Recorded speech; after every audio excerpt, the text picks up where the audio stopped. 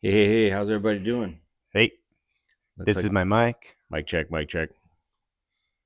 All right, welcome to Sunday Sudden Victory. Hopefully, everybody can hear us. Hopefully, everybody can see us. Wait, we're live? We're live. Okay, We're live, man. awesome. Like, that's all we can do.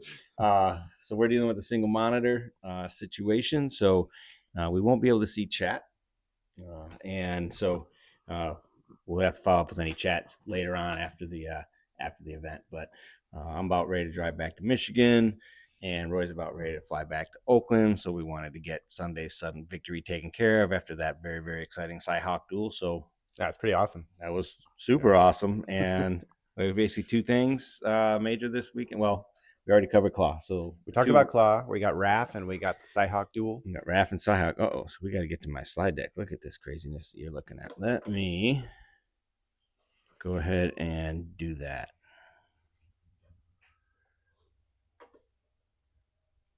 So if everything works according to plan, Roy's going to check that out. Are we? I have to go Oh no! back and then We're so unprepared. So while he's doing that, Sunday Sudden Victory, November 30th, 2025 edition of the QuadR Wrestling Report. Are we good? We got to be good, right? we gotta be. All right. We got the professor in the background there, so all good. What are you doing? All right, Roy. That's fine. Okay. All right. The recap. Once again, the Claw Leopards won. Claw, amazing season.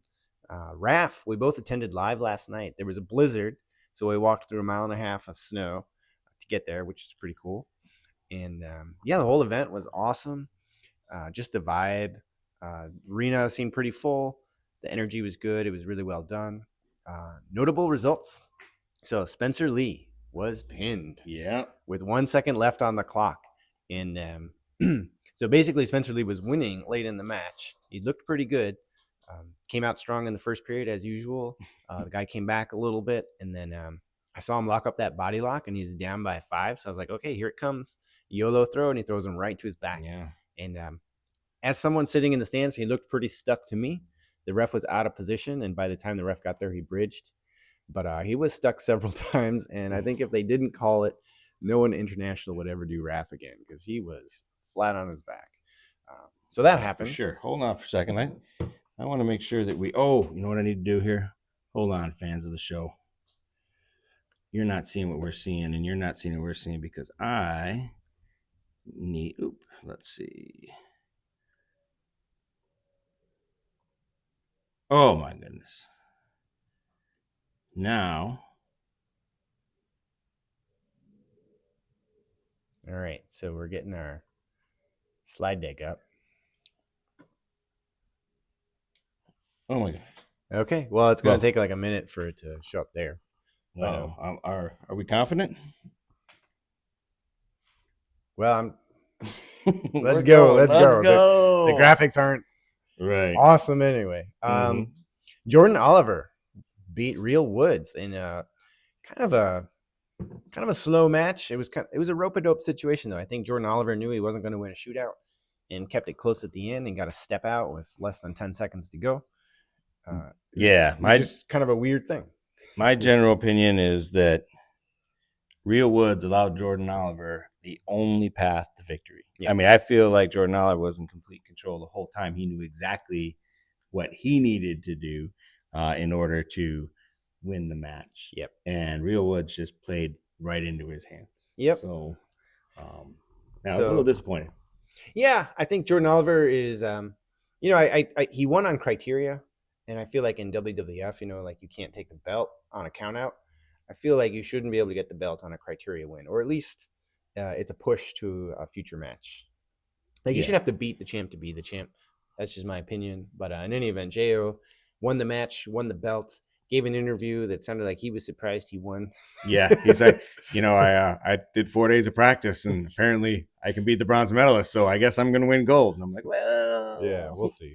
We'll see what happens there. But that was, yeah. I mean, it was great strategy. Yeah, he did. He did what he had to do to win the match. So he caught Real Woods off guard. Real Woods' confidence level had to have been like through the roof, based on being a bronze medalist, and I think that caught him a little bit. Yep. Pat Downey saved by the ref. If you look at the final score, it looks like he won 12-0, but Buckley threw him on his back. Yes. Flat on his back early in the Mhm. match, and the ref called a slip, which seemed crazy to me. And first of all, you're not even supposed to get a slip if you're on your back. Yes. So that I love Pat Downey. I'm glad he won. I want to see him in more RAFs, but he was Right. saved by the ref. So that happened. Love the Lizard King, but Yeah. there's definitely, I guess, everybody who's ever wrestled before, man, well, we got everything going wrong. Now we got lights going out on us. Yeah, Nobody yeah. can see us. This is like a Christmas Yeah. fireside vibe. But I guess we've always been overconfident against someone who's bigger than us and like gotten thrown before. But yeah, that was not well. I mean, he won. He won. After that, he started really wrestling. Yeah. And he was definitely a better wrestler. So the right result happened, but he was saved by the ref. Iowa State had a historic outcome. Well, I don't know if it's historic, but Iowa State won for the first time in 20 years. 20 years, yeah. And great duel, back and forth. Some surprising results, and just a great duel, great energy for the whole thing. I mean, one of the things you can say about like speaking of energy is like the energy across like the whole weekend. Yeah. You know, especially like, well, we had Claw for us, and like you were going for like $1,000, and then we had RAF, which had like crazy energy. Ben Askren was in the audience. That's right. The audience was just, I mean, the crowd was there the whole time supporting all the wrestlers and banging those thunder sticks. Right. So we had the only person who kept that going for the entire time right behind us. So anyway, but yeah, and then right, the energy, like the Cyhawk energy. I mean, the crowd looked awesome, and then like that was just such a fun duel where like I must have switched seats 3 times each match. Right. And yeah, so generally great energy, but certainly at the Iowa duel and at home. Yeah. Because sometimes you watch stuff, it's not as fun. All right, is that your recap? Yeah, that's my recap. Let me do mine real quick. I'm just go over my notes here from RAF. So Bo Bassett looked good. Like to see him again. Darian Caldwell looks the part, but keeps getting pinned. Yeah. So what I would like to see is Darian Caldwell go against Caden Henshaw. Ooh. So, there you go. That's a little fun. Caden Henshaw's calling out like former MMA fighters. Yeah, why not? Yeah, right. Khabib.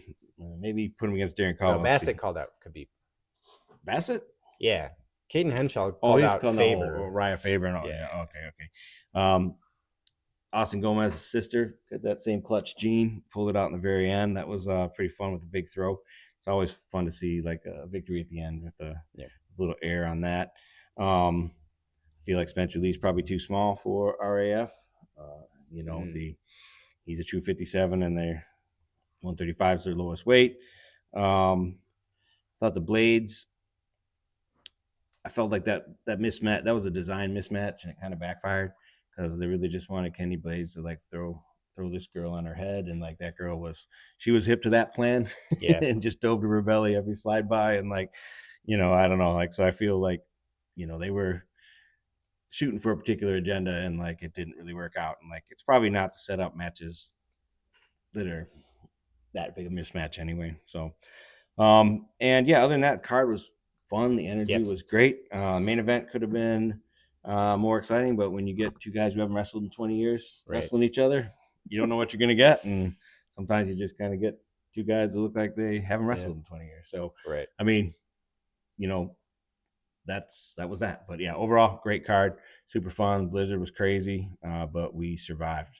And all right, go ahead and take the accountability check. Yeah, Rumblers and Tumblers accountability check-in. So, and Dean did fall to Rocky Elam in the last match and could have kind of tied the duel, although I think Iowa State still won on criteria after that.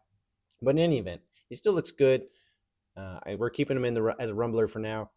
There were a lot of questions going into the season. I think he's definitely established himself as a high AA candidate. I haven't lost confidence in him as a high AA, and I feel like if Rocky Elam can stay stitched together, he's a high AA type of guy too. So, and all of our tumblers. It was a bench week, so there wasn't that much wrestling this week. So tumblers were sitting on the bench, and maybe they're reflecting. we'll see. Yeah, when they come back. hopefully, right? They can bounce back, make their way off of that list. All right, Roy, who's your rumblers for All this right, week? rumblers. Jordan Oliver. That is somebody 2 weeks or a month ago I thought was retired and I'd never see wrestle again. Comes back, beats Real Woods.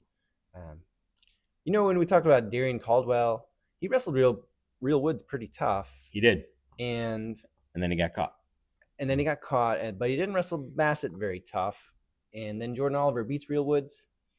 But anyway, Jordan Oliver I thought was retired, and he just beat the bronze medalist, and he said maybe I'm not retired. So he's a rumbler. I don't know if he'll make the team, but he's going to be in the conversation.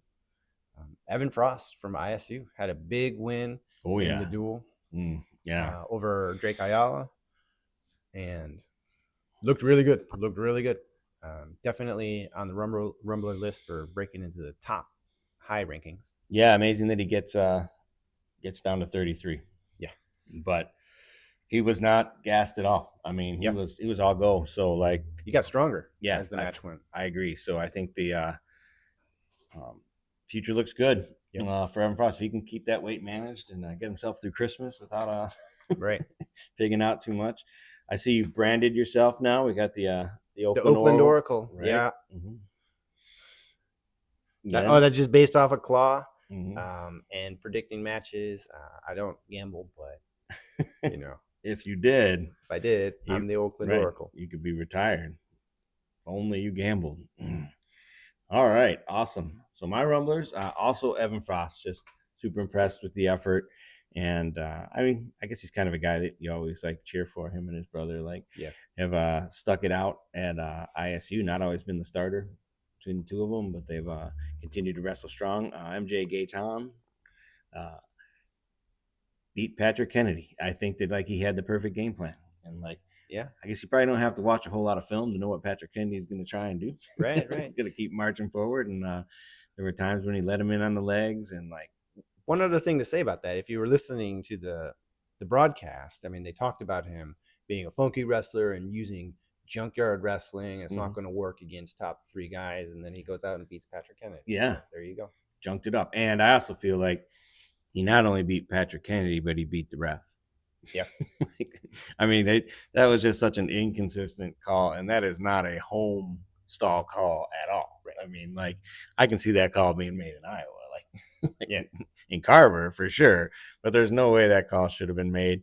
Gayton won that match in regular time, won the match in overtime, and hoping he stays healthy, and he's another guy in the mix for sure, and in a fun weight class. I also added Ryder Block. Yep. Ryder Block, I mean, mostly they said it was attributed to sort of weight cut and things last year, but this 3-time Iowa champ who really looked not good last year, just got beat a lot, but man, he's long for the weight class. He's stingy and has just enough offense, where he can beat pretty much anybody on any given day. So that was and I kind of I always like the underdog or somebody who stumbles a little bit out of the gate and then comes back. So way to go, Ryder. You're now on the accountability list, so you better keep it up. Well, the accountability is for us, though. Well, yeah. We pick the rumblers. We're tracking you, Ryder. He's a rider in his own mind, I assure you. Okay, I didn't do a lot of tumblers this week. There were a few potential RAF tumblers. I mean, I guess, but I really thought Drake Ayala. He's a guy who's a back-to-back finalist, who's taken 3 losses to obviously 3 really, really good wrestlers, but you're Drake Ayala, so you're supposed to be on that really, really good wrestler list, right? Right. And that the depth at that weight class this year is I in my mind going in the season, I didn't see any way Drake Ayala is not going to be an AA. Now, that feasibly could happen. Yeah. I would not be overly shocked if Drake didn't AA, and not because he got hurt or anything, but just because he didn't. Right. I mean, they wrestle a tough season. He might take 3 more losses. Right. Before NCAA. I mean, he probably. Right. I don't want to say that, but you get Blaze, you get Bird, you got Shawver. I mean, Davino, yeah, Ben Davino. I mean, yeah, Big Tens. So right. I mean, he right now. What would he be ranked in Big Tens? Not not NCAAs, but Big Tens. Yeah, right. Yeah, He's so not top 3. there. So, and I mean, again, this is just an observation. I love Drake Iowa. Yep. He's a fun guy to watch wrestle. And for Iowa guys, he scores a little bit. Yeah. So, anyway, that was my Tumblr for the week.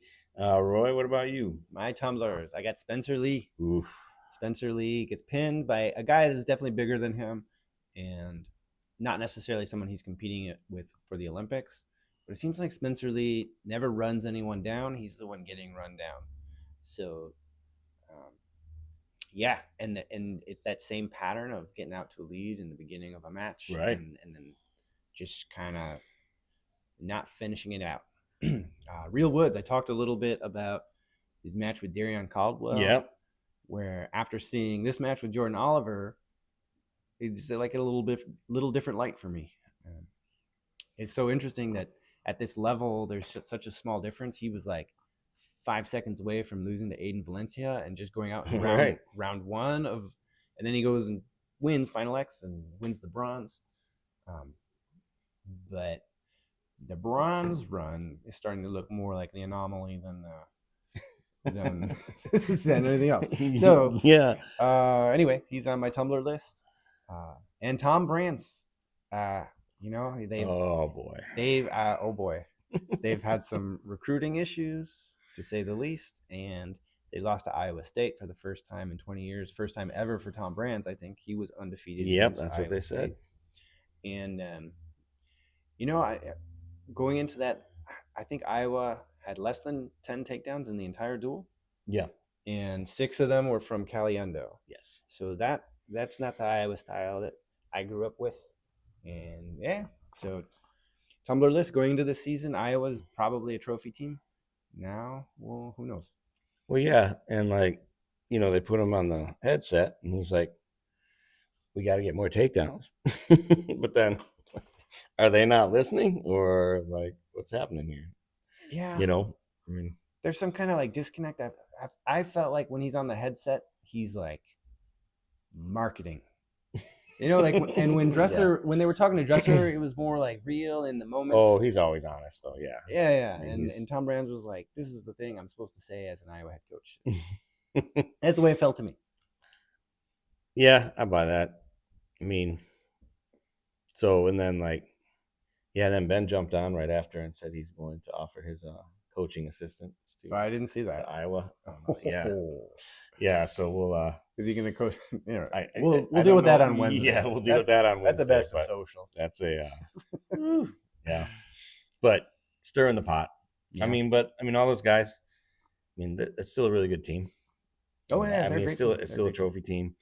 Well, don't. Okay. You don't get a trophy until you win the trophy. Yeah. Right. Okay. Trophy caliber. That's top 3. I've got 4. Top 4. Mm-hmm. Top 4.